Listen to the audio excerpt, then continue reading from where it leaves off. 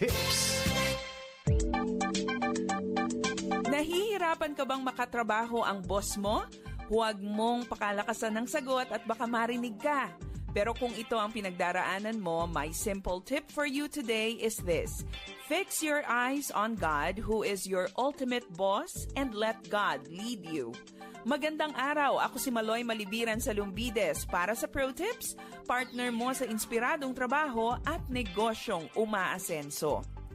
Kung sa tao kasi tayo nakatingin, talagang marami tayong makikitang maaaring ikainis natin, ikasama ng loob, o ika-disappoint. Ang sabi ni Benjamin Franklin, "Blessed is he that expects nothing, for he shall never be disappointed." Marami ang nadidisappoint sa kanilang mga boss dahil mayroon silang expectations na hindi nangyari. Pero kung ang Diyos ang boss ng buhay mo, be ready to be amazed beyond what you can expect, ask, or imagine. Let God lead you. Paano? Una, learn to entrust your plans to Him. Mabuting gumawa ng plano para sa buhay mo, trabaho o negosyo, pero mas mabuting ang mga planong ito ay ipinagkakatiwala natin sa Diyos. Alam ng Diyos ang lahat.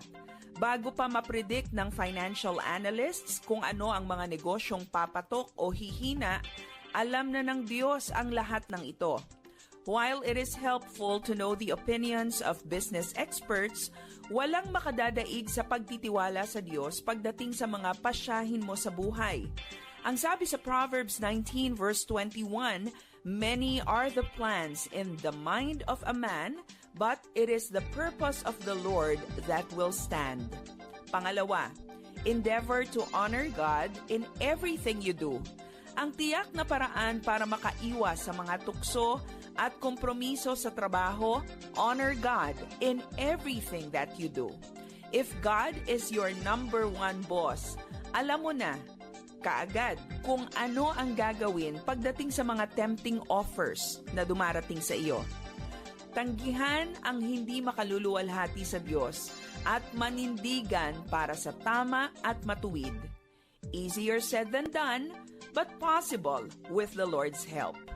At pangatlo, pray to God moment by moment. Kung tayo ay required na magpasa ng report sa ating boss, paano ka magre-report sa Diyos? Sa pamamagitan ng pananalangin. God knows everything that you do, but He still longs to talk to you in prayer. Ikwento mo sa Kanya kung ano ang mga pinagdaraanan mo sa trabaho. Sabihin mo sa Kanya kung ano ang mga bigatin at pagsubok na mayroon ka ngayon. God is always available to listen to you. Hindi mo kailangang makipag-appointment dahil palagi siyang handang makinig sa bawat panalangin mo. Ang sabi sa Colossians chapter 3 verse 23, "Whatever you do, work at it with all your heart as working for the Lord, not for human masters." Invite God to be the boss of your life today. Para sa Pro Tips, ako si Maloy Malibiran sa Lumbides. Be a blessing in the workplace today.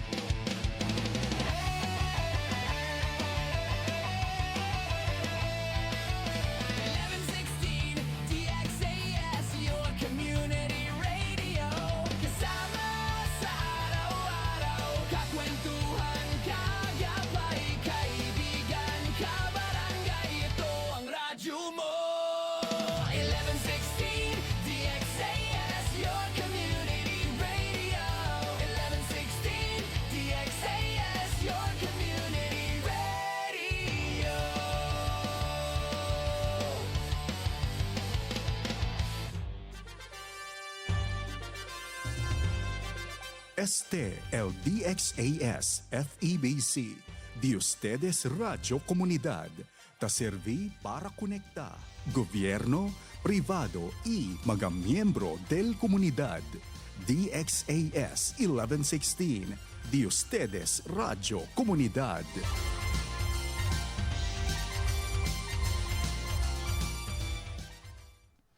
Ang oras sa buong Pilipinas alas 7:07 na ng umaga. Alamin ang mga kaganapan at mga pinag-uusapan sa Zamba Sulta. makibalita at makibahagi sa pagbabago at pag-unlad. Oras na, Zambasulta!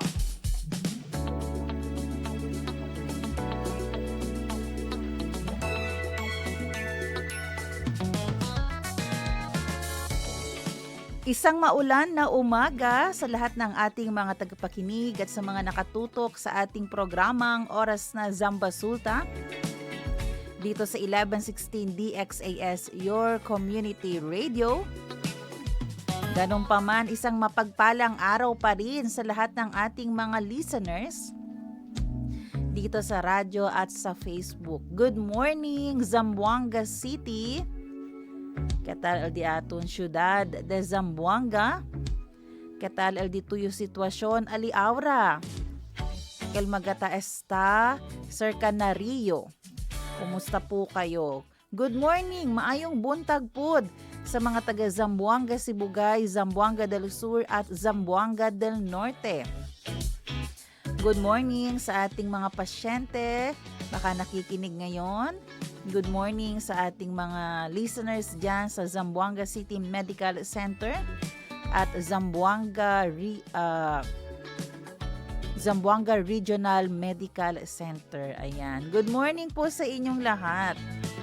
Good morning din sa mga diba si parte na Ayala. Oo. Soon. Parali kami. Good morning, ngayon po ay araw ng Wednesday, December 18, 2025.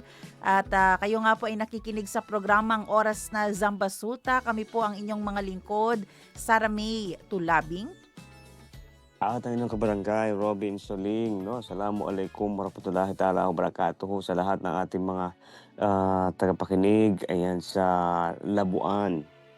Ayala, na-short tayo, sir, sa Ayala. Hindi ba sa Ayala yung yung yun? San Ramon Ayala, yung pupuntahan natin, dapat? Talisayan. Talisayan ba yun, ang area? Malapit. Malapit, good morning. Ikaw ang lumampas. Oo, hindi. Ang tapen sa ospital. Kaya lahat ng minention mo ospital kasi iniisip ko ospital din. Gusto din natin yung bisitahin. Good morning po pala kay Pastor Norman. Ayan. Siyempre, no, sir, good morning din.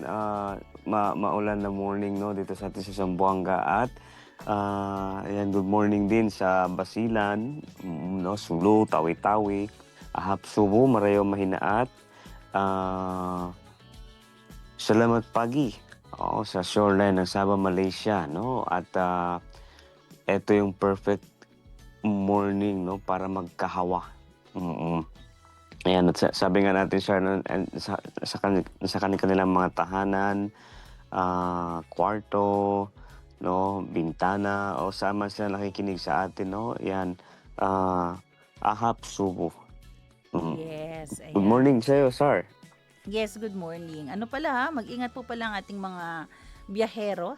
Ayan, mag-ingat kina Pastor Aquino. Ayan, ngayon pala sila babiyahe. For the first time, hindi naman first time. I mean, ngayon na lang siguro sila ulit magbabarko. So, good morning po kay Pastor Aquino and kay Ma'am Vivian.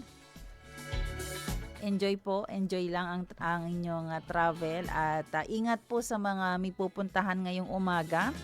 Oo, walang suspension of class Yung kasi yung DepEd-BIN, yung school calendar nila for year 2025 hanggang December 19 na lang. Oo, so walang class suspension pero medyo busy na rin ang ating mga elementarya. Kasi prepare up. Yun nga, sir, no, good morning pala dyan sa Rio Hondo. No, at syempre na 98 barangay, no, pero kahapon na sa Rio Hondo tayo. Ayan. Sa Bihing Tahik Elementary School, siyempre, shoutout, good morning sa kanilang kapitan dyan, si Cap Malik. Good morning. Good morning, Cap Malik. Ayan, na-meet natin yan. Oo, di ba? Na-interview mo, sir. Yes. So, again, ingat po sa mga estudyante natin, sa mga empleyado natin. Uy, may good news para sa ating mga manggagawa. Abangan nyo po mamaya ang ating balita. May sasalubungan po kayo ng 2026 ng may good news, no? So, let's be grateful kahit, syempre, di ba, maliit man o malaki, basta blessing from the Lord, kailangan natin maging grateful. So, abangan nyo po yan mamaya.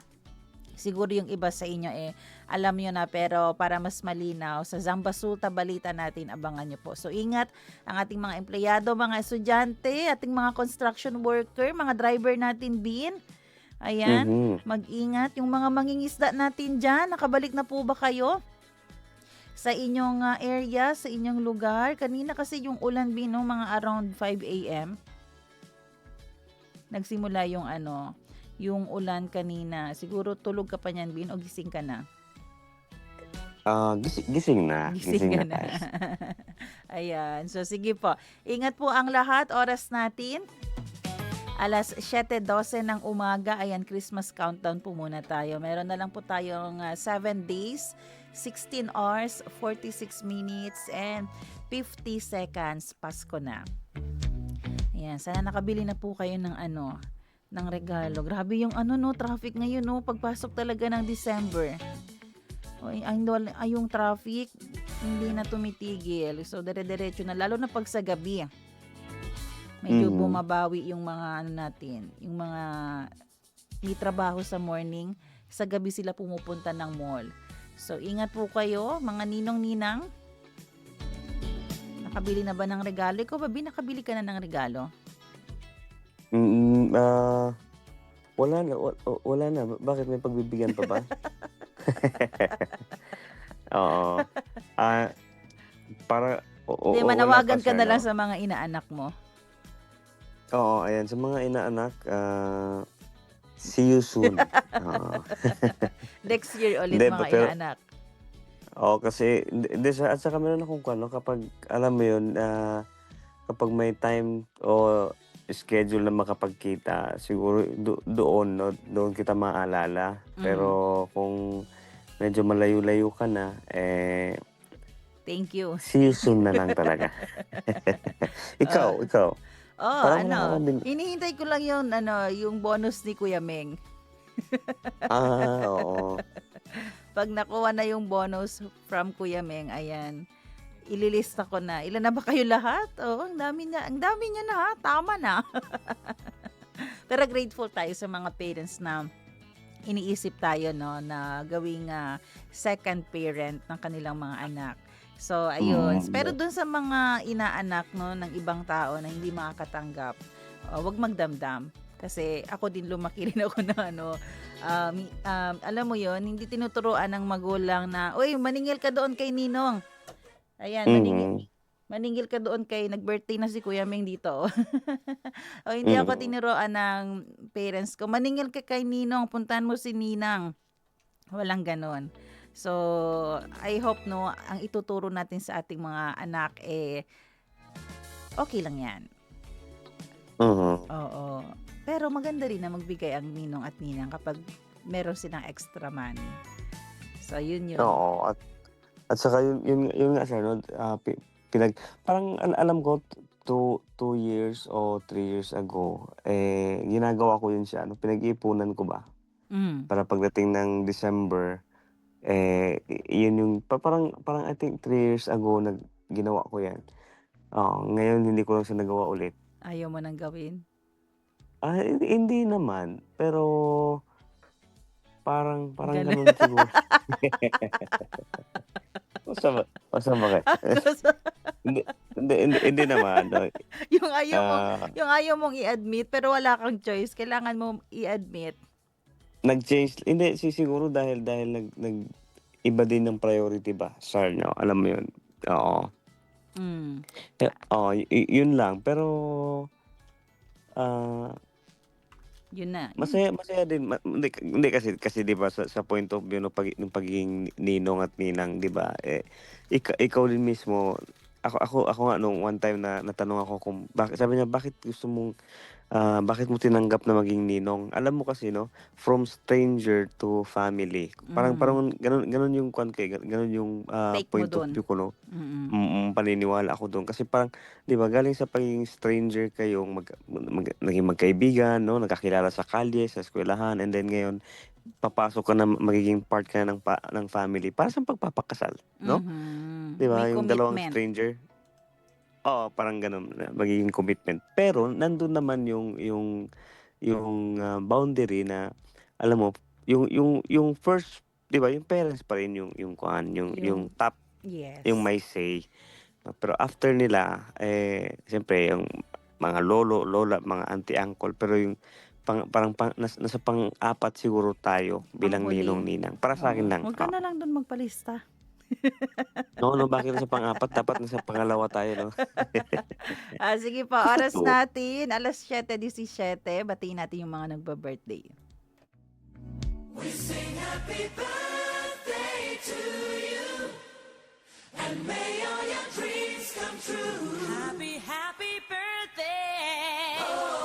December 17. Ayan. Tama ba yung petsa ko kanina? O di ba nag-18 na ako? December 17 pa lang po ngayong araw na ito. Happy birthday po kay Ma'am Wena Lingkasan. Hello po, good morning po dyan sa Zamboanga, Sibugay. Good morning and happy birthday. Happy birthday rin kay Krista Marie Falcas Santos. Ayan, no, oo. Sa akin naman siya, good morning pala, no, sa mga nagbe-birthday. Ay, hello kay Primo, kay Dats Sadalani, happy birthday, no, at kay Roro Magbanwa. Oy, hello kay Roel, happy birthday, no, at kay Elsa Cruz, happy birthday, at siyempre kay Jen Franco, happy birthday. Ayan, happy birthday po sa inyong lahat and God bless you. Salita at tanong ngayon.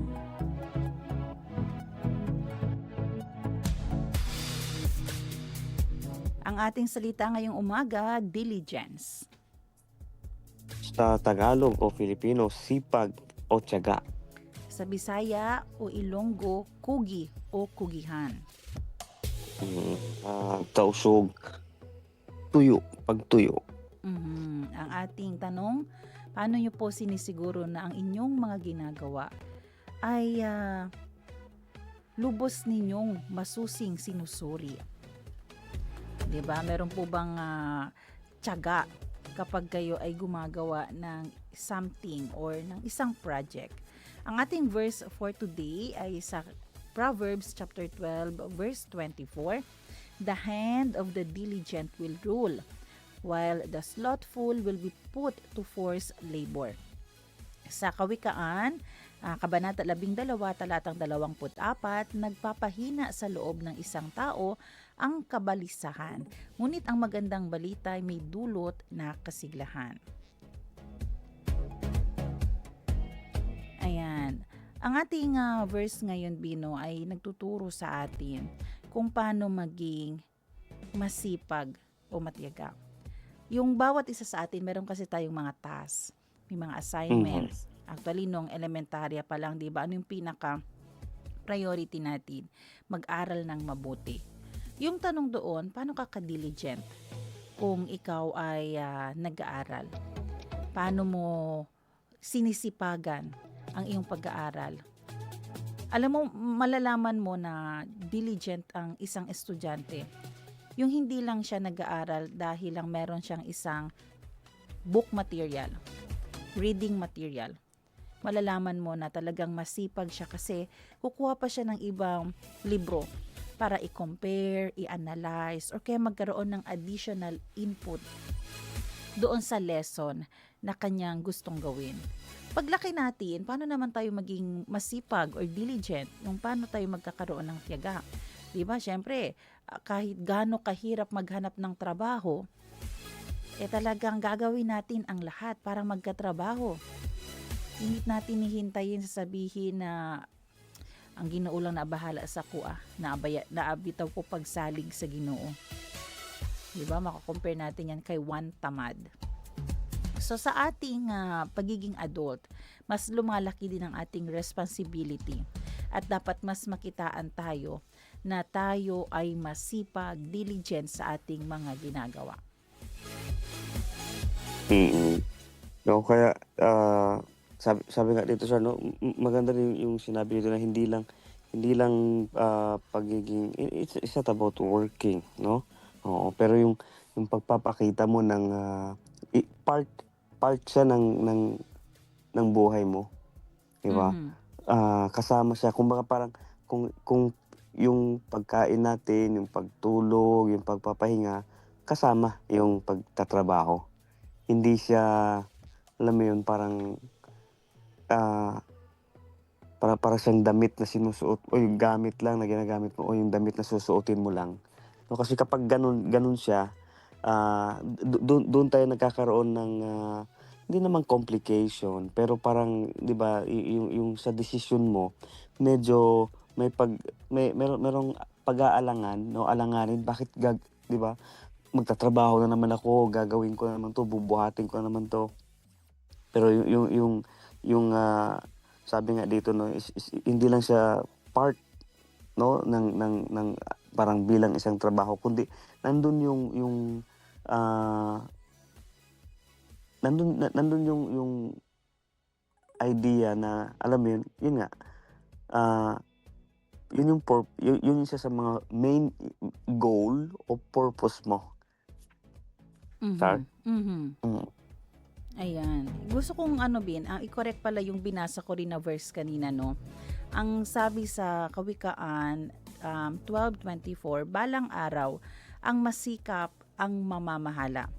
Ngunit ang Mhm. tamad ay mananatiling alila. Mm. Oh, lalim nun, di ba? So, yung mga diligent, one day, sila yung mamamahala. Bakit? Kasi di ba, Bin, like for example, sa ating work, hindi ka forever magiging ganyan lang sa position mo. Kumbaga, hindi sa lahat ng panahon, yan na lang yung ranking mo, yung position mo, kung ikaw ay masipag, kung ikaw ay Mm. diligent. Darating ang araw, mapopromote ka talaga.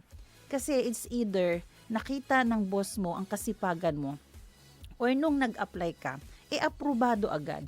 Kasi nga nakita nila may leadership, may yung pag nagtatrabaho ka, hardworking ka, 'di ba? Yung talagang ginagawa mo ang trabaho mo beyond pa sa pwede mong i-present nagagawa mo. Pero kung alam mo 'yun, kung wala kang ginagawa, yung pupunta ka lang ng office para maging present. Pupunta ka lang ng office, 'di ba? May joke ngayon. Parang nabasa ko siya itong week lang. Paano mo malalaman na matagal na sa trabaho yung kasamahan mo? Yung kakapasok niya pa lang daw sa office, kumakain agad. Mhm. Sabi ko, parang ako din yun 'di ba? May kakain agad. Pero syempre, kung allowed naman kayong kumain, maganda yung ganyan, may environment kayo. Pero yung kakain ka lang, matutulog ka lang, o di ba parang tinamaan na. Mm. Iba naman yun, Iba oo. naman yun na. So, forever, magiging alila ka lang talaga. Utos-utusan ka lang talaga. Yung rango mo, hanggang dyan lang talaga. So, ibig sabihin si Lord, gusto din niya na ma-promote ka. Gusto din niya na magsumikap ka sa iyong trabaho. You will be a good example. Hindi yung pinoproblema ka ng employer mo kasi lagi ka na ngang absent, lagi ka pang late. Hindi pa napaipapasa yung mga gagawin mo on time. 'Di ba? Mm. Oh. Yun nga sir 'no, sa buhay nga natin, especially sa trabaho, yun nga sabi ko 'no, pero, bigla ko naisip 'no, hindi lang siya basta compliance and Mhm. attendance, Mhm. 'di Totoo. ba? Oo, kundi nandun yung sense of, responsibility 'no, na para siyang part siya ng buhay mo na parang kasama rin siya kung ang paghinga, 'di ba,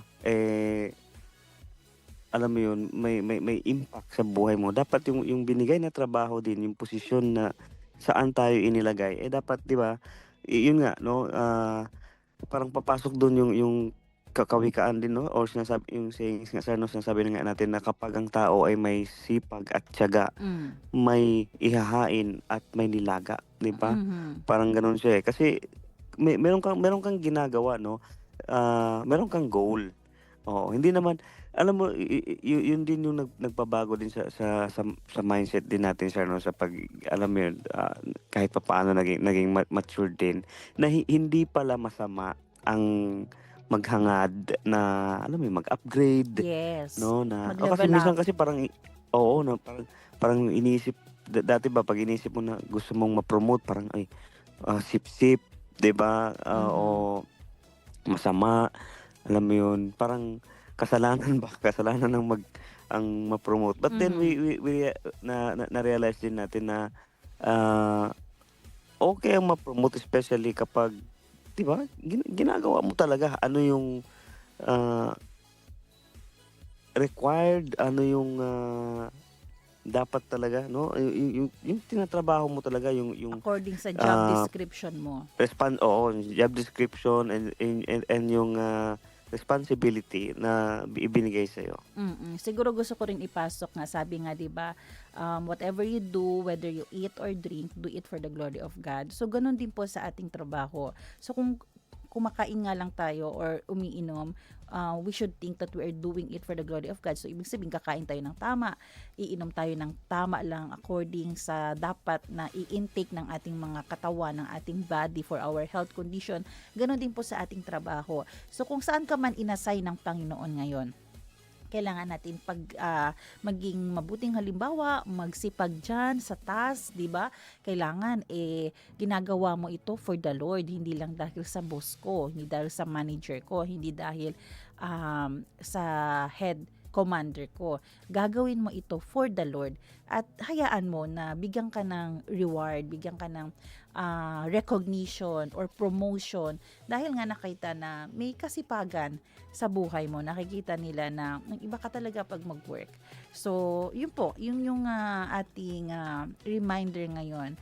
And hopefully, no, maging persistent tayo lagi sa ating trabaho, sa ating effort, basta we are doing it right and for the Lord, ituloy-tuloy nyo lang po yan.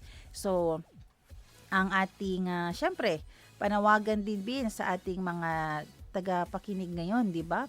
Ano yung mga assignment mo? O, ilista mo ngayong umaga. Ano nga ba yung mga assignment ko?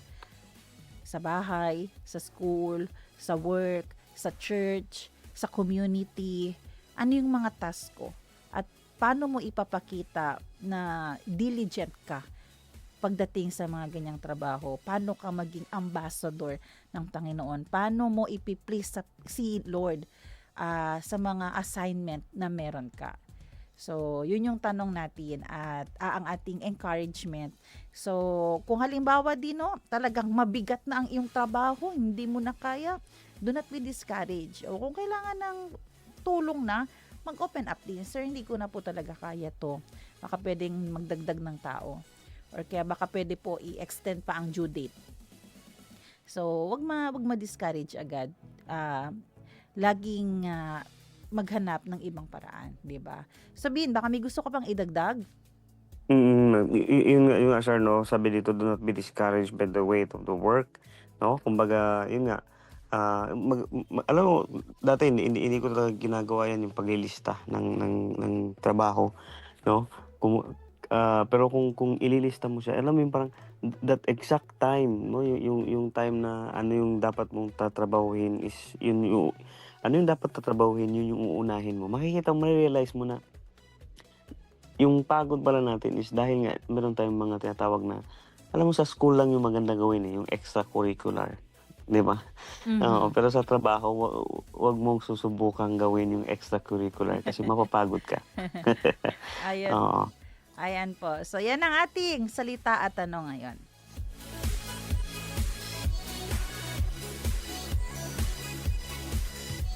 Zambasulta Balita.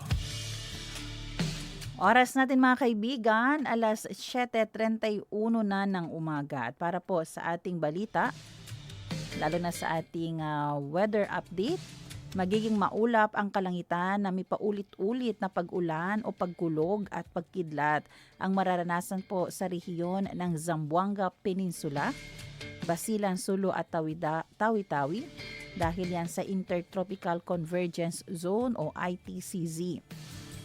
Dahil po dyan, pinag-iingat ang bawat isa dahil posibleng magkaroon ng biglaang pagbaha o kaya pagguhupon ng lupa tuwing may malalakas na pagkulog at pagkidlat. Samantala, ayon naman sa Pag-asa, Department of Science and Technology, ang mga sumusunod na mga river ay posible pong maging apektado dahil po sa light to moderate rains and thunderstorms within 12 hours. For Zamboanga, Sibugay, posible pong maging apektado ang Tagiti, river ng Tagiti, Tigbao, Ligian, Sanito, Bakalan, Kabasalan at Sibugay. Sa Zamboanga del Norte, ang mga ilog, particular na sa Daro, Dapitan, Dipolog, Dicayas, Golyo, Duwait, Sindangan, Ingin, Omaras, Palandok, Mukas, Patawag, Kipit, Siokon, Piakan o Piakan, Anungan, Pangamiran at Sibuko. Sa Zamboanga del Sur naman, mag-ingat po yung mga nasa tabi ng ilog ng Kumalarang, Tupilak, Labangan, Tumaga at Mapangi. Yung mga residente rin na nakatira malapit po sa bundok at mga low-lying areas ng mga nasabing river system kanina ay kailangan pong mag-advise at tumutok sa announcement ng Local Disaster Risk Reduction and Management Council. At kailangan po ay maging updated tayo para sa mga kinakailangan na precautionary measures. Zambasulta Balita. At para naman sa ibang balita, sa Zamboanga Peninsula, workers ay makakatanggap ng minimum wage increases. Yun nga, may karagdagang sahod na ang mga manggagawa sa pribadong sektor dito sa Zamboanga Peninsula simula sa susunod na taon. Ito ay matapos maaprubahan ng Regional Tripartite Wages and Productivity Board o RTWPB. Batay sa Wage Order Region 9-24, madadagdagan ng 50 pesos ang sahod sa susunod na taon na ipatutupad sa dalawang tranche epektibo sa Enero 2026 at sa Hunyo 2026. Para sa mga non-agricultural establishments, tataas ang kanilang minimum wage ng 25 pesos sa Enero 1 mula 414 patungong 439 at panibagong 25 pesos naman sa Hunyo 2026 mula 439 to patungong 464 pesos. Samantala, para sa mga agricultural establishments, ang kanilang sahod ay tataas ng 25 pesos sa Enero mula 401 patungong 426 at panibagong 25 pesos na naman sa Hunyo 1, 2026 mula 426 pesos patungong 451 pesos. Ang hakbang na ito ay inaasahang magbibigay ginhawa sa mga manggagawa sa rehiyon sa gitna ng patuloy na pagtaas ng presyo ng mga bilihin. Zambasulta Balita. Ayan, yung minimum wage kasi natin ngayon, Bin, dito sa Zamboanga Peninsula ay nasa 414 pesos. Pag-aalala ko nga, hanggang December 12 ata yung 1 year niyan. Oo. So, pagkarating ng January, kasi 'di ba may additional 50 pesos next year. Pero ihahati siya sa dalawang tranche. So, pagdating ng January, yung 414 na minimum wage para po sa non-agricultural establishments, ito yung mga retail, mga service establishment na may empleyado ng 10 pataas, yung 414 na minimum wage ngayon, by January, madadagdagan ng 25 pesos. So, magiging 439 pesos na siya. While yung nasa agricultural establishment, sabi nga kanina, from 401 na existing ngayon na minimum wage, sa January po, effective ay magiging 400. 26 na siya kasi may dagdag 25 pesos. Pagdating ng June, another 25 pesos po ang idadagdag sa inyong mga sweldo. At yung 439 sa non-agricultural, magiging 464 na siya everyday na minimum wage. Sa 426 na agricultural establishment, ito yung mga retail din, service establishments na may 1 to 9 workers. So yung 426 ninyo sa January, sa June 451 na siya. So ito yung sabihin natin, maliit man, pero pwede na. 'Di ba? 25 pesos.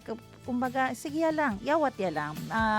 Sabi ko nga kanina, kailangan natin ma-appreciate kahit papaano yung mga konting blessing naman. Kasi pag naiipon naman yan, so kwanto kil, 25 pesos times po nakita, 26 days ang trabaho mo for the whole month. So, meron ka ng dagdag, di ba? So, mas alam mo na saan siya ilalaan. So, yan po yung magandang balita natin na effective po yan sa January 1, 2026 dito sa Region 9. Zambasulta Balita. Samantala sa ibang balita, isang bumbero ang sugatan matapos sumiklab ang sunog at tupukin ng isang bahay sa Lamitan City, Basilan kahapon. Kinilala ni Senior Fire Officer SFO4 Anthony Paculdo, ang Lamitan City Fire Marshal, ang nasugatang bumbero na si Fire Officer 3, Elvin Saldariega. Nagdamo si Saldariega ng minor injuries habang tinutulungan nga na maapula ang apoy kahapon. Ayon pa kay Paculdo, sumiklab ang sunog bandang alas 6 ng umaga sa Magtibay Village, Lamitan City. Agad na rumesponde ang mga bumbero sa lugar at umabot na sa ikalawang alarm ang sunog na tuluyang tumupok sa bahay ni Noel Mateo na isang gasoline dealer. Batay sa inisyal na investigasyon, depektibong electrical wiring ang posibleng sanhi ng insidente.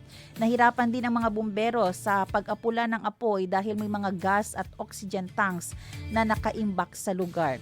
Gayon pa man, napigilan itong kumalat sa mga kalapit na bahay. Nagpaalala si Paculdo sa lahat ng residente sa lugar na regular na mag-inspeksyon sa kanilang mga electrical wiring at tiyakin na wasto ang pag-iimbak ng mga flammable materials. Zambasulta Balita. Inihayag ng Bureau of Fire Protection o BFP sa Zamboanga City na madalas sa kanilang mga rinespondeng insidente ng sunog ay nagmumula sa mga poste ng Zamboanga City Electric Cooperative o ZAMCELCO.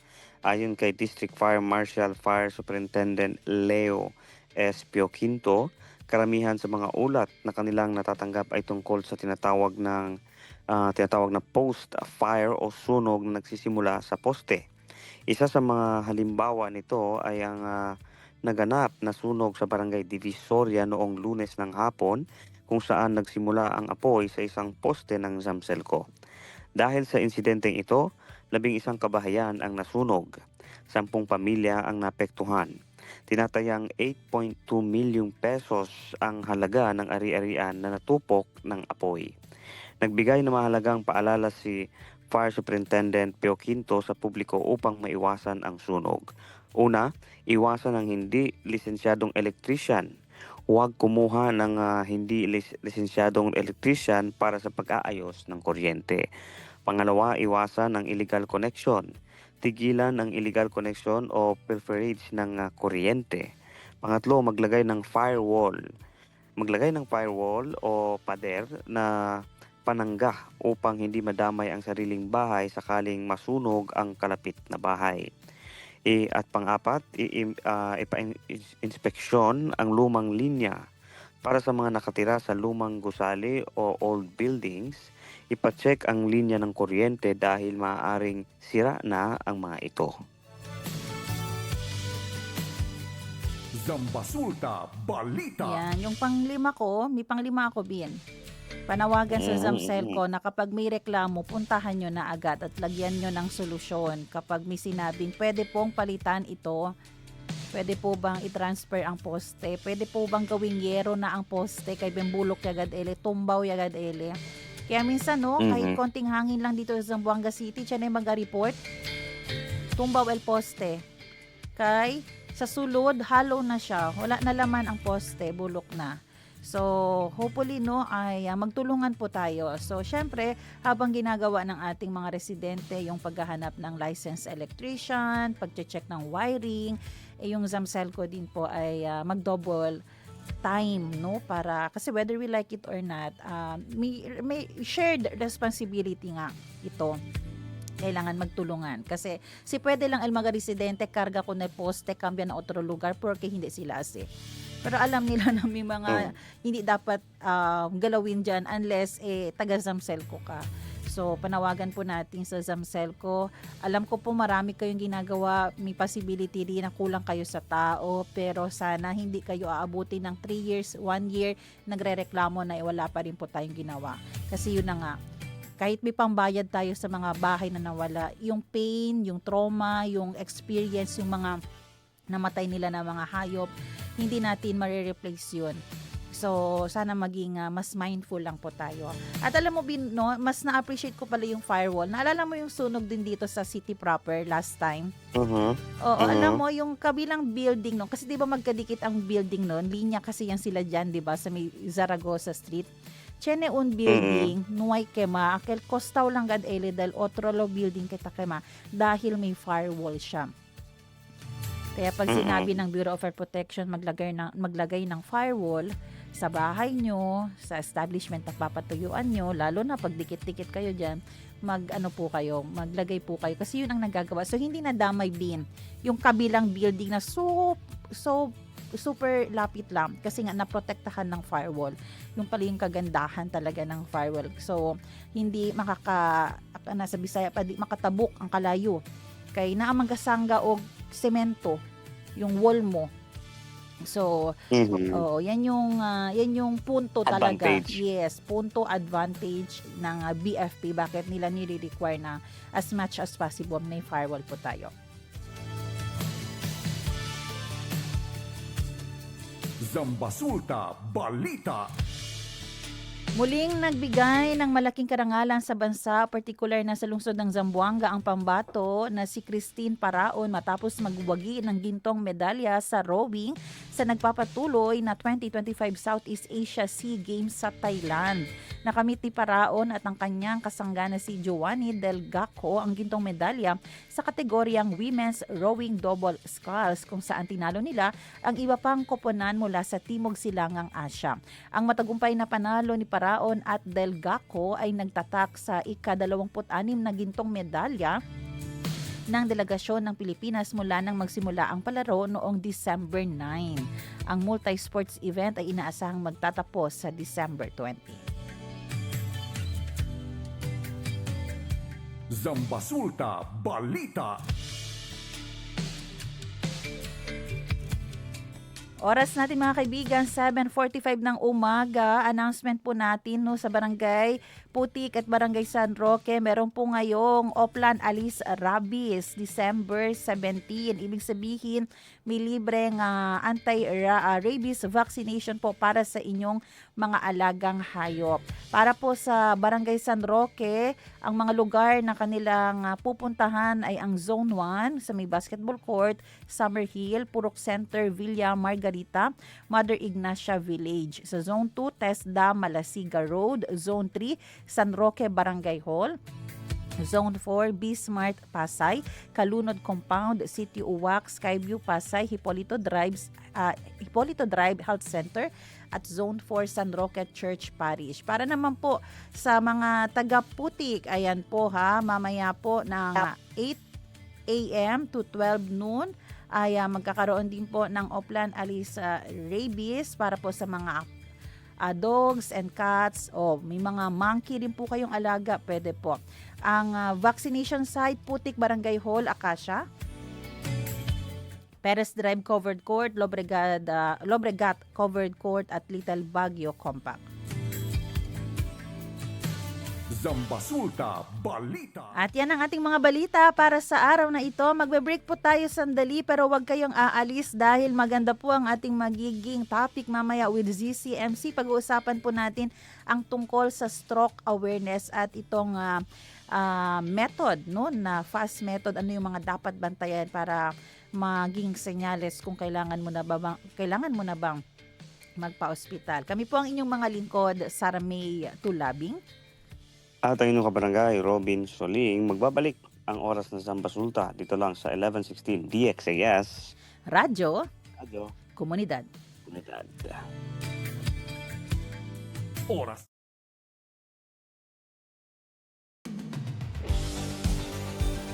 Pakinggan ang mga kwento ng nagbagong buhay sa pamamagitan ng mensahe ng pag-asang mula kay Hesukristo. On air, online, at on the ground. Ito ang The FEBC Report. Kasama si Luis Miguel Castillo, President ng FEBC Philippines. From Fear to Faith, parang ganito ang tema ng buhay ni April Ortiz nang makilala niya si Lord. Nakaranas siya ng emotional crisis mula sa isang hindi inaasahang aksidente. After the car accident, it was a traumatic event for me. I didn't sleep too well. I want to get off the cab. And then that taxi driver was listening to your station, sir. And I praise God because that word of that radio station, your radio station said, fear comes from the enemy. That fear is not from God. Up 987 DYFR FM ang station na napakinggan ni April sa Cebu City. Na-encourage siya ng message na i-focus ang paningin kay Jesus at magtiwala sa Diyos na nagbigay sa kanya ng second chance in life. I think the hardest part for me, sir, was knowing that I'm alone because my husband is not there. I'm going to be the ones going to drive the car. And knowing that you are alone and that no one is there to help you navigate through life and your emotion, that's for me is quite hard. And that's how the Word of God helped me and build my faith. May pinagdadaanan si April sa kanyang marriage during this time. Naging malaking comfort sa kanya ang encouragement mula sa church at fellow believers. I praise God because little by little He was sending me warning and He was actually building and He's aligning people. And one of the community is also your radio station and also the church. And it actually helped me to be deeply rooted in the Word of God and really to help me in terms of my emotion of really not feeling alone. I think it was DJ Zara mentioned that the Christian life is not meant to be lived alone. It has to be lived in a community. And then accountability is very important, in which something that I forgot, and I think that is one important factor as a Christian that we should always remember. Well, thank you for sharing that. You've mentioned foundational things, being biblically rooted, being in a community, being amongst peers or friends or others who are going through the same thing. But I think the anchoring is really important. The anchoring is anchored on God. And I think the tremendous sacrifices that we go through allows God to mold us in these trying times. And when people hear the message, they should really be part of a community. And the best community is to be part of the body of Christ. So I think your example is an encouragement. Your station actually helped me to find joy, happiness, and to find God again. I'm doing quite well with the help of God. That's one thing that I can say. I'm not where I used to be, praise God. Kaya ni April, maraming tao ang nakaka-experience ng kalungkutan at isolation, kahit pa sa urban areas. Bahagi ng mission natin sa FEBC na i-connect ang mga tao sa gospel-believing communities kung saan maririnig nila ang salita ng Diyos, makakatanggap ng pastoral care at mararanasan ang pag-ibig ng Diyos mula sa congregation. Sabi pa ni April, marami sa nasasakyan niyang taxi sa Metro Cebu ang naka-tune in sa Up 987. Grateful siya dahil nare-reach out ng good news ang mga taong maaaring walang chance na makarinig nito. Payo ng Ephesians 4:15-16, Sa halip, sa pamamagitan ng pagsasalita ng katotohanan sa diwa ng pag-ibig, tayo'y dapat maging lubos na katulad ni Kristo na siyang ulo nating lahat. Sa pamamagitan niya, ang buong katawan ay pinag-uugnay-ugnay ng mga kasukasuan na mula rin sa Kanya. At kung maayos na gumaganap ng tungkulin ng bawat bahagi, lumalaki ang katawan at pinapatatag nito ang sarili sa pamamagitan ng pag-ibig. We'd love to hear how God has used our broadcasts to encourage you and nurture your connection to a church family. I-message kami sa info@febc.ph. To support FEBC's gospel broadcast and bring hope to more people, please visit febc.ph/give. Hanggang sa susunod, ako si Luis Miguel Castillo para sa The FEBC Report. Take care and abide in Christ.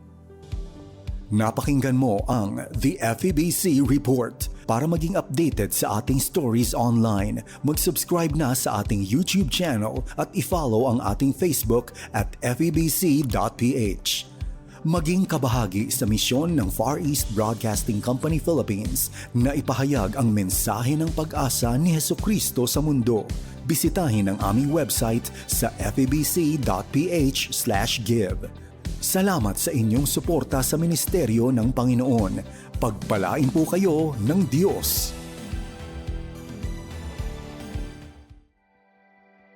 Isang mapagpalang araw po sa inyong lahat. Ako po si Pastor Rico Jellit. Kaibigan, naranasan mo na bang matupad ang matagal mo nang pinapangarap? Napakasaya, di ba? Isang kasiyahan na wala kang mapaglagyan o hindi pwedeng manahimik na lamang. Yan ang nangyari sa kwento ni Simeon, isang matuwid at matapat na lingkod ng Diyos. The Bible says, Simeon has been waiting for the coming of the Messiah and for the consolation of Israel. Isang araw, dumating at natupad ang kanyang matagal ng pinapangarap. Nakita niya mismo at nahawakan ang Messiah. At that moment, he didn't just see the child, he saw the salvation of man through Jesus Christ. Now folks, God's promises may take time, but they are certain. Like Simeon, we are called to live in expectation and faith, even when waiting seems so long and uncertain, but trust that God's timing is always the best. But one of the most significant truths in this text that I want to emphasize is in verse 31 and 32.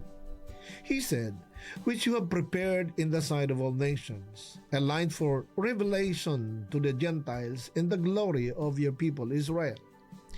These verses reveal the universality of salvation. Simeon was saying that the gift of salvation was not only for Israel, but for every nation, for every tribe, and every tongue. Salvation was never meant to be hidden, but to be displayed and declared for all to see and for all to hear. Folks, we need to understand that the gospel is for everyone. Our task is to reflect that inclusive love by the way we talk and the way we live.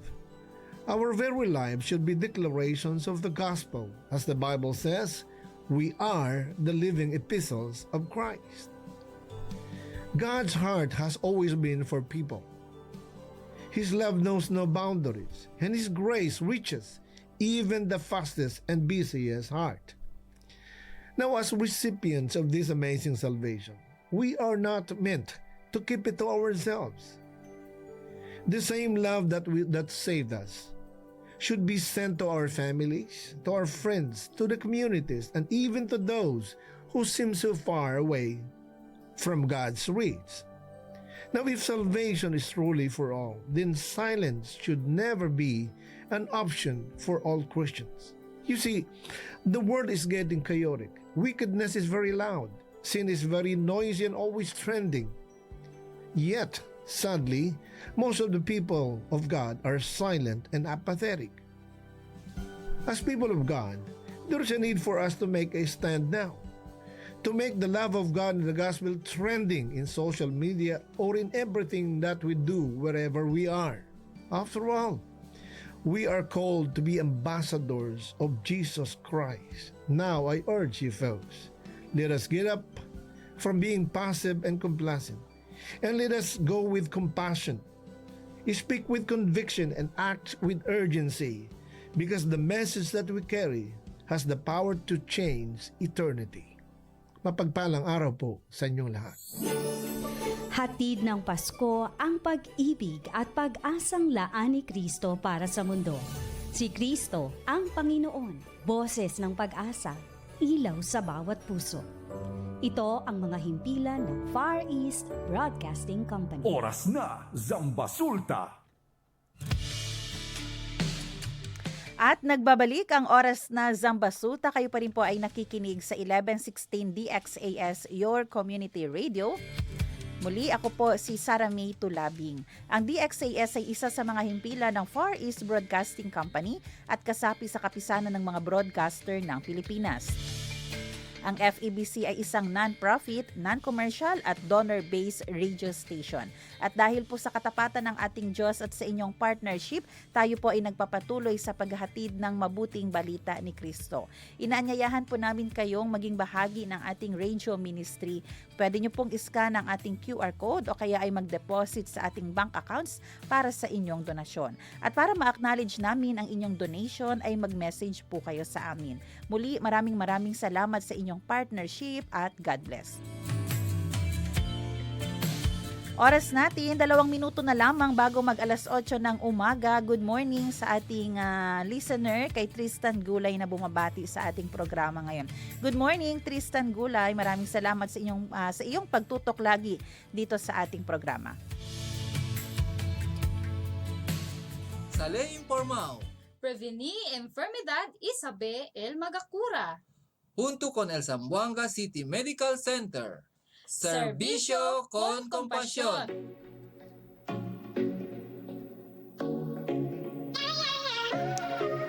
Ngayong araw ng Miyerkules, muli po nandito tayo sa ating segment na Serbisyo kun Kompasyon junto con el Zamboanga City Medical Center para naun saludable komunidad. At alam niyo po, excited po ako na pag-usapan ito dahil minsan dito nga kapag Christmas season, madalas po after January, sana masaya pa ang salubong sa January, minsan hindi na lang kasi in Jesus name na-admit po minsan dahil walang disiplina or may pagkukulang po tayo sa ating kalusugan. Kaya pag-uusapan po natin ngayon ang tungkol sa stroke awareness, itong Be Fast Against Stroke.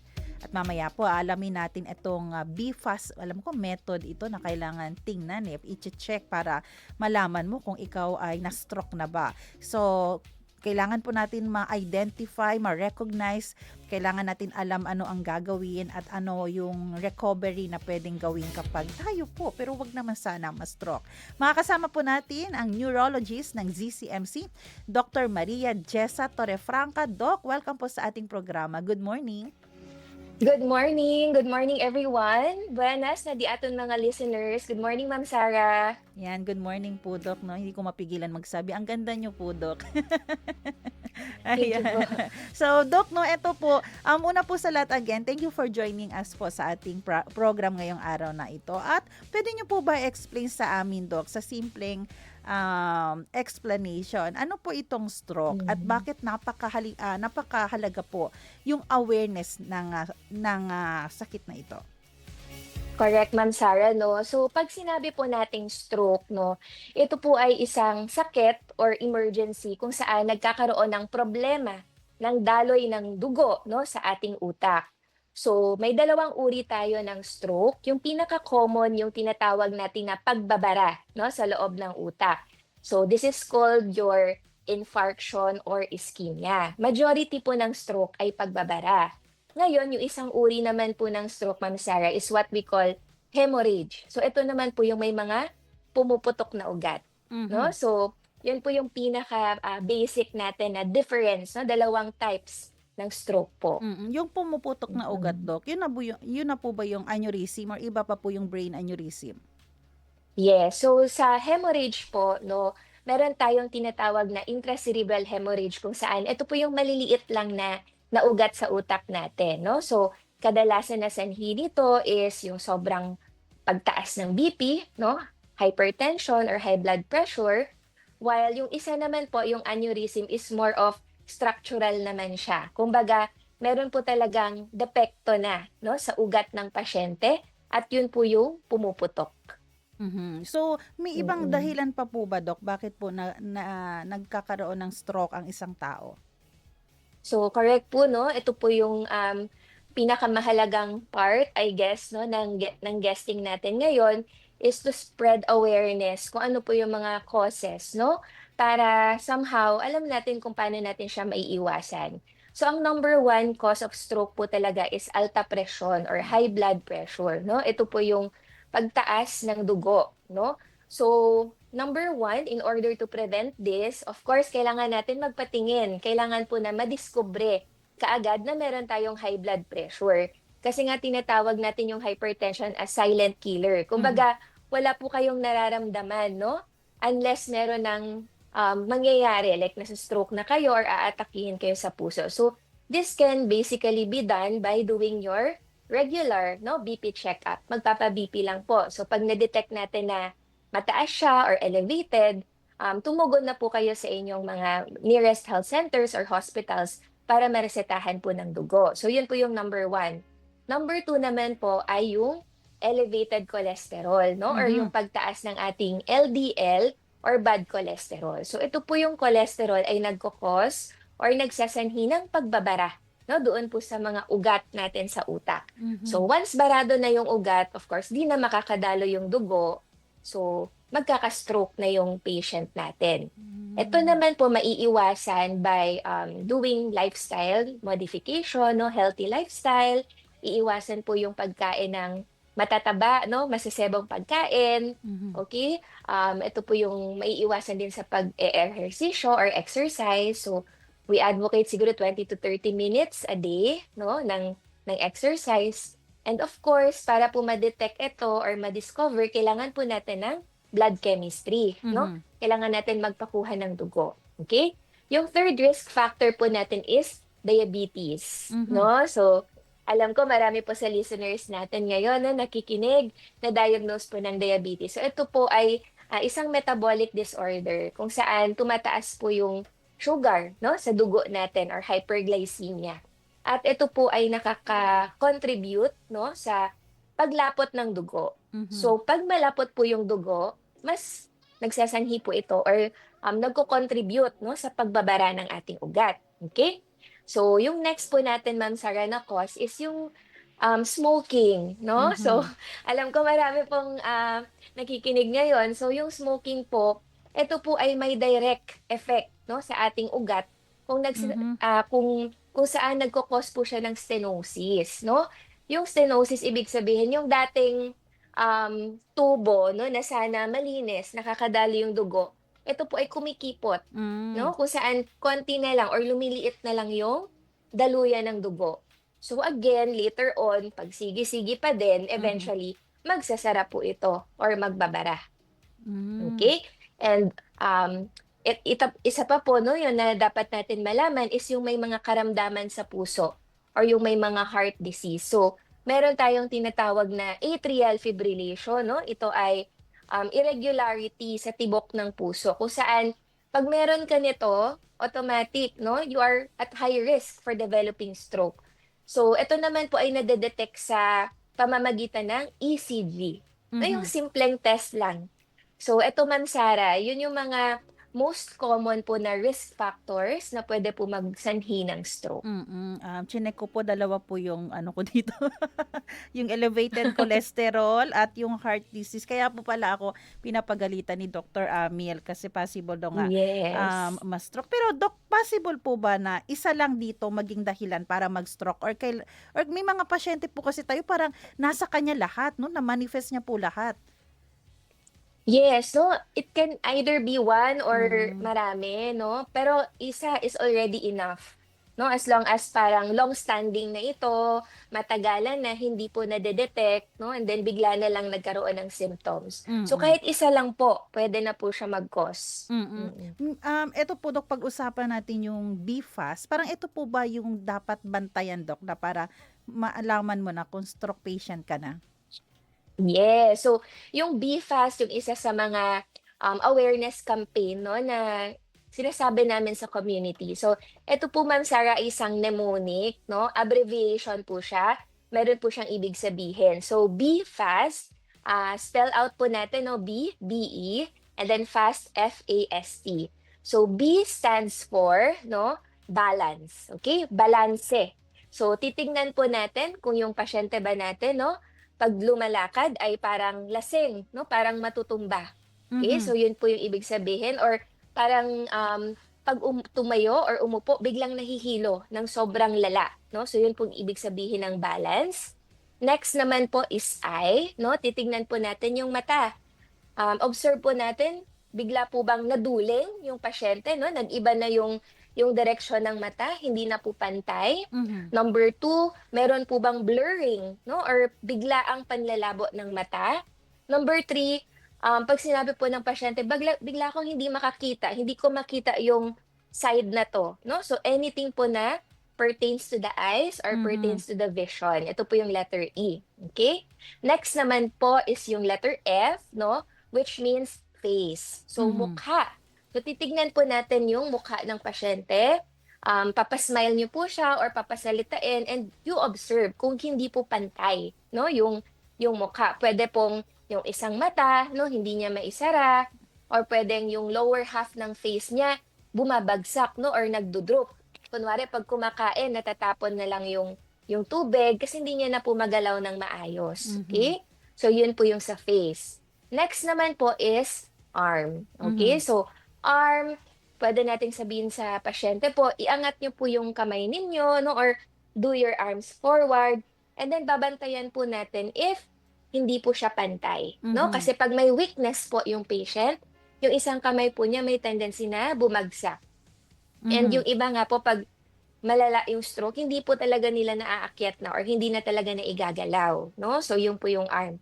Pag chinek nyo po yung arm, isama nyo na rin po yung paa, no? So, A is for arm and legs, okay? Next naman po is for speech. So, letter S is speech. Number 1, pinaka-common is nauutal, no? Or nagiging slurred. Hindi na maintindihan yung salita. So, may mild, may moderate, may severe. Minsan din naman, pag kinakausap nyo, hindi na marunong magsalita. Parang uma-action na lang siya, gesture na lang. Kasi wala nang words, no? Yung lumalabas sa bibig niya. So, yun po yung ibig sabihin ng speech. And then finally po, yung most important thing is T, which is time, no? Always remember that time, no, is very important sa stroke dahil meron lang po tayong 4. Ayan, nagkaroon tayo ng medyo signal problem, no? Ayan, pero yun nga yung sinasabi ni Dr. Torrefranca. Meron po tayong babantayan na BFAST method kung saan dito po natin titingnan kung ang pasyente ba natin ay may stroke na. So, napaka-importante po, no, na alam natin paano to gawin. Actually, babantayan nyo po sa pagdating sa halimbawa sa FAST, kasi nga BFAST, sa FAST, yung muka, si uno ba, tagilid na, and then yung sa arm, i-check na din yung legs natin. Pag hindi niya maangat pareho yung arms niya o yung legs niya, or kaya naangat niya nga pero hindi pantay, no, hindi equal, yung pag hindi nga pantay, yun, pwede na rin po natin i-consider yun na baka stroke ang ating patient, nauutal pagdating sa speech. At yung time, kasi after mo i-check kung talagang positive na na-stroke ang ating patient, member of the family, importante po na agad siyang madala sa ospital. Okay? So, yun po yung mga dapat nating bantayan pagdating sa isang pasyente, lalo na po kung ang inyong member of the family ay may alta presyon, may bad cholesterol, diabetic, naninigarilyo or may heart disease. Ayan, Doc, welcome po muli, Doc. Nagkaroon tayo ng signal problem, no? Internet problem. Yes, oo nga po. Nasaan po ako, Ma'am Sarah? Opo, doon na Nasa po kayo. time na po ba Yes, ako? sa time na po kayo, Doc. Okay, sige. Pasensya na po ulit, no? So, yung time po, again, ibig sabihin po nito, time is brain, no? Stroke is an emergency. Kailangan dalhin po agad yung pasyente natin sa ospital, no? So the golden period po for stroke is 4.5 hours, okay? Within this period po, pag dumating po yung pasyente sa emergency room, meron tayong gamot na pwedeng ibigay para tunawin yung clot, no? So once matunaw yung clot, pwede pong ma-reverse yung mga manifestation ng patient. So ganun po ka-importante na dalhin po yung patient agad sa ER. Pag lumagpas na po, pwede pa rin naman, may management pa rin tayo. Pero yung gamot na yon, hindi na natin pwedeng ibigay dahil mas mataas na yung side effect niya, no? Pag lumagpas tayo sa 4.5 hours. So yun po, Ma'am Sarah, I hope nakuha po ng listeners natin, no? B fast, B stands for balance, E stands for the eyes, no? F stands for the face, A for the arms and the legs, S for the speech, and T for time. Okay? Ayan po. Dok, dito po sa 5, no, kasi yung time naman ay automatic naman po itong kailangan gawin. Pero dito po sa B, sa FAS, ilang symptoms din po dito ang kailangan para masabi natin kailangan na dalhin ang pasyente sa ospital? Ayan, so very good po, no? Kahit ano po, kahit isa lang, no? Kahit mild lang, kailangan dalhin na agad sa ospital, no? Kasi hindi po natin masabi, Ma'am Sarah, pwedeng nagsisimula pa lang yung stroke. Hindi pa lumalabas yung buong manifestation niya. So mas maganda na makita na po kaagad, no? Masitis ka na po kaagad at magbigyan na ng gamot. Dahil meron po tayong napapansin po namin, no? Kasi pinag-aralan din po namin, majority po talaga ng pasyente hindi po agad sumusugod sa ospital, no? Pag may nararamdaman po sila, kunwari nagmamanhid yung kalahati ng katawan or meron pong weakness, no? Pag mild lang, madalas sinasabi nila, dito lang muna kami sa bahay, no? Magpapahinga lang muna, baka mawala yung symptoms maya-maya, which is mali po yun, no? Kasi may tendency po talaga na pwedeng mag-worsen yung stroke ng patient. So, no matter how mild, no? Or no matter how konti po yung nararamdaman, it's best pa rin po talaga na dalhin na po sa ER o dalhin na po sa ospital. Pero meron po bang ibang stroke symptoms na hindi po cover ng BFAS? Yes, oo. So meron po, no? I think yung mga coordination, no? Wala po dito. Yung sabi natin na pag hinahawakan ko yung baso, parang yung kamay ko hindi pumupunta sa baso, no? Pumupunta sa ibang lugar. Okay? So yun, very good. Number 2 naman, yung sudden memory loss. Yung pagising niya, hindi niya nakilala yung mga tao sa paligid. No? Yung parang biglang, kahit yung sarili niya, di niya na makilala. So, stroke can manifest po with anything as long as it depends kung ano po yung part ng brain na natatamaan. Pero siguro, less common na lang yun, Ma'am Sarah. Yung common pa rin yung nandun sa BFAS. So, I think, no, it gives us a lesson na siguro kahit na anong abnormality, no, na meron yung patient natin, it's best pa rin na ma-evaluate po kaagad para malaman po agad-agad. Pero yung vomiting and dizziness, Doc, possible din po ba during pag nag-stroke na ang patient? Okay, so ito pong vomiting, no, isa po to sa mga associated symptoms ng stroke, no? So number 1, madalas nakikita natin to sa mga may bleeding, no, sa loob ng utak, yung hemorrhage. Pag tumataas na po yung pressure sa loob ng utak, yung patient natin nakakadanas na po ng headache, no? Sakit ng ulo. And then number 2, vomiting. Nagsusuka na sila. So, ito po yung mga indirect effect na ng stroke kung saan ito po yung dahil sa increase na ng pressure or tinatawag natin na increased ICP. So, pwede pa rin po, no? Possible. Oo. Ayan po, kanina din po, Dok, na banggit nyo na po na pagdating sa ospital, merong ibibigay na gamot para ma-reverse yung mga symptoms niya po, no? Ano pa po ang aasahan ng ating mga pasyente pagdating niya sa ospital po kapag suspected stroke po siya? Okay, so very good, no? Number 1, pagdating po sa emergency room, dapat masabi niyo po kaagad yung pinaka-chief complaint or yung pinaka-nararamdaman.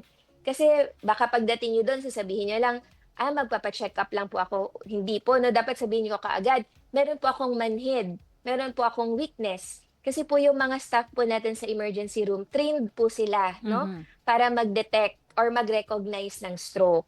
So once you are recognized as a stroke patient, number one po na gagawin is plain cranial CT scan, no? CT scan po ng brain. Doon po natin malalaman kung meron ka ba talagang blood clot or bara sa utak, or meron kang bleeding or pagdurugo sa brain. Kasi totally magkaiba po yung management, no, doon sa dalawang class ng stroke na yon. So once we identified, tsaka na po tayo magbibigay ng series of managements po and medication. So ganun po, no? Identification po talaga yung number one, CT scan, and then medications po will follow. Dok, ano po yung may mild stroke po, Dok, na tinatawag? Iba pa po ba yan doon sa, ano po ba ang next and severe? Anong term po ba yan, Dok? So correct, ma'am. No, meron tayong classifications para masabi lang kung mild, moderate, or severe yung stroke ng patient. Nakadepende lang po ito, Ma'am Sarah, sa manifestation. So may mga scoring po kami na ginagawa. Kunwari, yung patient natin, konting manhid lang, no? Konting weakness lang sa kamay, magfo-fall siya as mild. Pag yung patient naman natin, hindi na nakakasalita, no? Pero gising na gising, pero hindi pa kayang tumayo kasi nga paralyzed, pwede siya under moderate. And yung mga patients natin na drowsy, no, yung parang tulog-tulog, pag ginigising mo, bubukas lang yung mata, tapos pipikit na. Ito yung mga under severe. So classifications lang po ito para malaman namin kung gaano kalala yung stroke ng patient. And within this din po, napoprognosticate namin, no, nasasabi namin sa relatives yung mga, ano po yung expectations, no, 3 months, 6 months, or 1 year after, yung survival. Doon po namin ibe-base po sa severity ng stroke. Meron din po ba tayong silent stroke na tinatawag, Dok? Okay. So yung silent stroke, ito po yun, Ma'am Sarah, yung tipong nagpa-CT scan yung patient, no? Tapos, pag tingin natin, uy, marami siyang stroke, pero wala po siyang naramdaman. Tatanungin, babalikan mo yung pasyente, kunwari, nag-headache siya, sumakit yung ulo niya. So sabi niya, o sige doc, magpa-CT scan ako for peace of mind. Ngayon, bumalik yung CT scan, wala namang nakitang mga tumor, pero may mga stroke na nakita. Ngayon, babalikan mo yung patient. Tatanungin mo, ma'am, nakaranas ba kayo ng anything? No? Like, nagka-weakness ba kayo? Nagka-numbness? Sasabihin nila, wala. No? So, possible na silent stroke po yung nangyari. Dahil meron po tayong silent areas of the brain. No? So, yung silent areas of the brain, ito yung mga, kahit na magkaroon sila ng maliliit na stroke, wala po siyang manifestation. Kumbaga, normal ka pa din, no? Oo, may mga ganun po. Pero hindi naman po siya ganun ka-common. Pero delikado po ba yun, Doc? It's also worth, kailangan i-work up pa din at kailangan pa rin gamutin, Ma'am Sarah. Kasi once you already have a stroke, kahit silent man siya o hindi, there is still a possibility na magka-stroke ka ulit in the future. So, risk pa din po yun. So, dito na papasok yung mga management, no, gamutan. Kailangan pa rin po gamutin. Kahit silent yung stroke. Kasi risk na po siya, no, para magka-stroke ka ulit sa ibang oras. So, mahalaga po pala, Doc, no, na laging, or kung kailan magre-request yung doctor ng CT scan, gawin ng patient para malaman po. Yes. Correct. Opo. Tama po. Ayan po, puntahan po natin itong recovering period po ng isang stroke patient. Paano po ba yung recovering period niya po? Okay. So, napakahalaga, no? We have to really educate, turuan natin yung patients natin, no, on what to expect talaga. Kasi madami po sa kanila, takot na takot. Hindi nila alam kung ano yung mangyayari, no, in the next few weeks or few days. So, after stroke po, yung utak po natin, no, meron po tayong tinatawag na neuroplasticity. Ito po yung term kung saan itatry niya po na mag-recover, no? Or mag-heal in a span of time. Ngayon, our brain has 3 to 6 months, no, to recover after the stroke. So, ito po yung time na papasok na po yung rehabilitation, speech therapy, occupational therapy, kasi ito yung best period. Dahil nga nagre-recover pa yung brain. So parang tinuturuan ulit natin siya. And yung important, I think, na tandaan nila is yung time period which is 3 to 6 months, no? So 3 to 6 months lang po ito mangyayari after the stroke. And kung ano po yung na-achieve ng patient, no? Kung ano yung nakayanan niya by the end of 6 months, most likely, yun na po yung permanent na manifestation ng patient na Mm. Ayan, nagkaroon din po tayo ulit no ng internet problem. Pero kung tamang pagkakaintindi ko, so after 3 to 6 months, so halimbawa ano lang yung nakaya niyang i-recover sa kanyang sarili, parang yun na ba yung magiging ano niya, buhay niya? Oo, parang ikaklaro natin yan kay doktor at gusto ko, kasi yung next ko sanang tanong possible pa bang maging normal ulit ang buhay ng isang patient na nakaranas ng stroke? Oo, pero check natin. Kaya napakahalaga po no, doon sa mga may alta presyon, may problem sa cholesterol, diabetic, at sa mga naninigarilyo, may heart problem, kailangan po nating baguhin ang ating lifestyle, no? Dahil malaki pala ang kanyang pwedeng maging role kapag hindi natin bantayan ang ating buhay para tayo ay ma-stroke. So, ayan, nagbabalik po no si Dr. Torrefranca. Ayan. Opo, Doc, kanina po no ina-explain natin yung 3 to 6 months kung ano lang po nakaya ng pasyente. Yes. So, ibig sabihin po, Doc, possible na hindi na babalik sa normal gawaan, activity yung nagagawa niya before, hindi na pwedeng bumalik, Doc? Ayun. So, that's very important na sabihin natin sa patient dahil yung recovery po ng patient, hindi po kasi sila magkakatulad, no? Hindi sila yung sabihin mo, ay ikaw makakalakad ka din tulad niya, no? Each body po kasi is different. Iba-iba po talaga, no? Hindi natin masasabi na, parehas lang kayo, makakalakad kayo. Ang number one basis natin, Ma'am Sarah, is yung severity ng stroke ng patient at the onset. Kung sakali, mas malala yung stroke niya at the very onset, no? Hindi talaga, as in zero yung galaw ng kamay, zero yung galaw ng paa. Ngayon, compare dun sa pasyente na mild lang, syempre, mas makakabalik siya sa normal, no? So, number one basis po is kung gaano po ka-severe, no, yung stroke ng patient sa simula pa lang. Number two is age, no? Napapansin namin na pag mas bata yung pasyente, mas mabilis yung recovery, no? 80 to 90% bumabalik talaga yung function compared dun sa mga 60s and above. So, alam naman natin, no, yung effect ng age talaga sa recovery. Okay? So, yun po, Ma'am Sarah. Opo. Yung iba po kasi din, takot po magpa-therapy kasi mahal daw po ba? Paano po yan sa ZCMC, Doc? Nako, no? So, sa Zamboanga City Medical Center, we are very, very lucky dahil lahat po ng management ng stroke patient ay kompleto, no?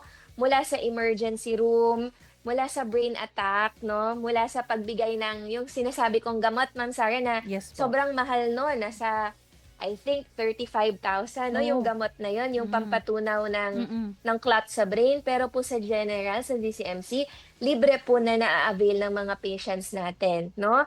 So na-admit po sila, once they are admitted, pwede po silang ilagay sa acute stroke unit, no? Meron po tayong acute stroke unit sa Zamboanga City Medical Center, and meron po tayong rehabilitation. So yung rehabilitation natin, pwede po siya magsimula habang naka-admit yung patient. Tinetherapy na po siya, no? And once ma-discharge naman siya, meron din po tayong therapy or physical therapy sa outpatient. So very extensive at kompleto po yung management ng stroke patient natin sa Zamboanga City Medical Center. And dahil nga po we are a public hospital, no? May mga assistance naman po na pwedeng i-avail yung mga patients natin para makaless po sila or pwedeng wala na po silang bayaran, no? Para po maka-avail ng therapy. Yung hihingi na lang natin sa ating mga pasyente maging mapagpasensya. Kasi last Ronda de Salud namin, ina-explain nga ni Dr. Tahil na sa emergency room pa lang, sobra na yung capacity, no? Nasa maximum. So, kailangan lang po natin maging mapagpasensya pagpupunta po ng general. Pero inaasikaso po agad, di ba, Doc, yung mga emergency, yung mga urgent. Lalo na kapag Yes. ganito. Correct. So, Mhm. opo, meron na pong mga trained po sila, no, para mag-identify ng mga patients na pwede pong mabigyan ng medication. Mhm. Ayan po, Doc. Oras natin, 8:26 ng umaga. Siguro, Doc, no, kung meron po kayong important thing na gustong sabihin, na gustong ipaalala sa ating mga tagapakinig ngayon tungkol po sa stroke, ano po yung message po ninyo sa kanila?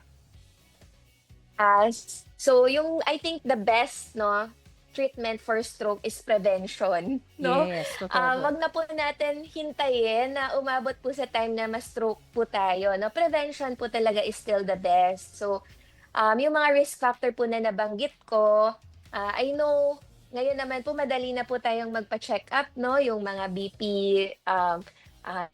detection. So, once na-identify po tayo na meron na po tayong hypertension, meron na po tayong elevated cholesterol or diabetes, let's comply, no? I-comply po natin yung mga gamot. Kasi mas mabuti po na ma-prevent yung stroke kesa po, no, hindi na tayo makalakad, hindi natin magawa yung activities of daily living natin, no? And this Christmas season, this holiday season, no, I know left and right yung invitation natin sa mga parties and reunion, no? Hindi naman po masama, no, makipagsaya, but I think eat in moderation, Mhm. no? Siguro moderation lang, konti-konti lang, no? And then also, of course, take your maintenance medication. So, Mhm. wag isi-skip yung mga gamot. Yan, yun po yung dapat nating alalahanin, na hindi ibig sabihin, okay, ang BP mo ngayon, mag-stop ka na iinom ng gamot. Hindi po, itutuloy-tuloy po natin yan kahit po doon sa may mga gamot for cholesterol at iba pang mga sakit. Self-control din, napaka-importante ngayong month of December. Self-control sa ating ini-intake, kain at iniinom. Para pagdating ng January, masaya pa rin po tayong lahat. Ayan, oras po natin, alas 8:28 ng umaga. Doc, maraming salamat po sa inyong oras at panahon na binigay po dito sa ating programang Oras na Zambasuta, segment Serbisyo con Compassion. God bless you po, Doc. Ayan, again po. Thank you po. Nakasama po natin ang neurologist ng ZCMC, Dr. Maria Jessa Torrefranca. Maraming salamat din po sa lahat ng ating mga tagapakinig sa radyo at Facebook, sa ating technician, Kuya Romel Paulino. Abangan niyo po ang susunod na programang Serbisyong OFW, Family Matters at Radyo Singkauman. At syempre, magkarinigan po tayo muli dito bukas alas 7 ng umaga hanggang 8:30. Ako po si Sara Mito Labing, nagpapaalalang posible ang pagbangon at pagbabago. Tayo po ay maging bahagi ng solusyon ngayon. Sama-sama tayong umaksyon dahil oras na Zambasuta. Thank you, Doc. God bless you po.